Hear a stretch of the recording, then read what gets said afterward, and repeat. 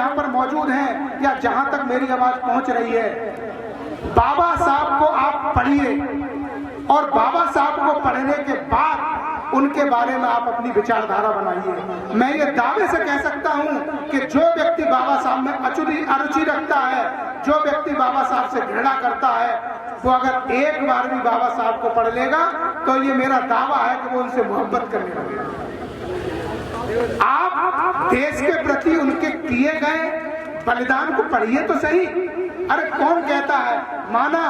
कि उन्होंने अपने जीवन के शुरुआती वर्षों में अपनी शिक्षा दीक्षा पूरी होने के बाद वो जिस वर्ग से संबंध रखते थे उस वर्ग की आजादी की लड़ाई लड़ी,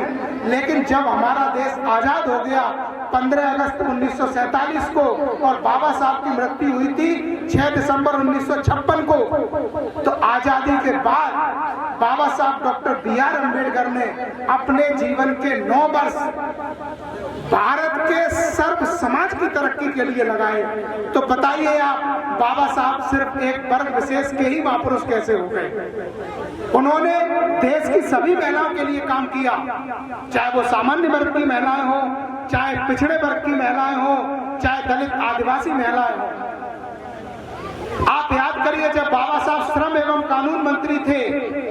तो जो उस समय के मजदूर होते थे उनको 12 घंटे काम करना पड़ता था। बाबा साहब जब श्रम एवं कानून मंत्री बने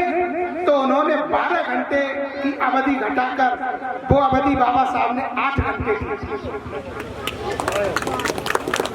तो ये देश के करोड़ों मजदूरों के प्रति उनका समर्पण था और उनके प्रति उन्होंने इस काम को करने का काम किया।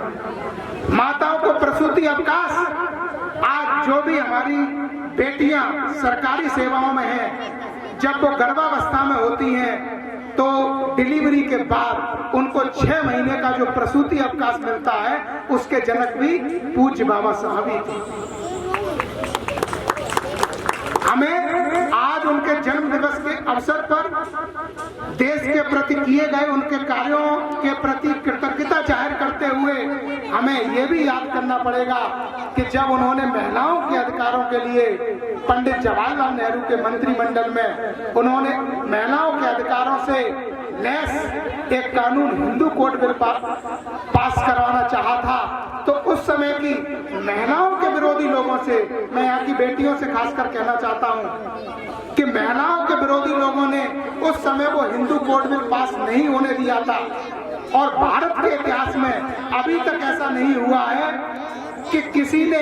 अपने कैबिनेट मंत्री पद से किसी अन्य के अधिकारों के लिए इस्तीफा दिया हो, लेकिन भारत के इतिहास में बाबा साहब ने ये काम किया था कि कानून मंत्री रहते हुए